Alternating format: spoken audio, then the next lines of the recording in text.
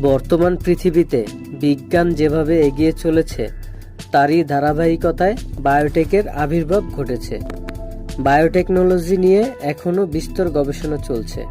তবে আমরা আজকের ভিডিওতে বায়োটেক সম্পর্কে সবাইকে সহজ ভাষায় ধারণা দেওয়ার চেষ্টা করব।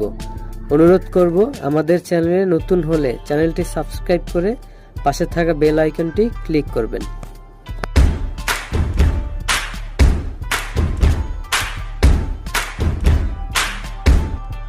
বায়োটেকনোলজি একটি বিজ্ঞান ও প্রযুক্তির শাখা, যা জীববিজ্ঞান এবং প্রযুক্তির সংমিশ্রণে জীবিত সিস্টেম ও অর্গানিজমের ব্যবহার করে নতুন পণ্য ও প্রক্রিয়া তৈরি করে।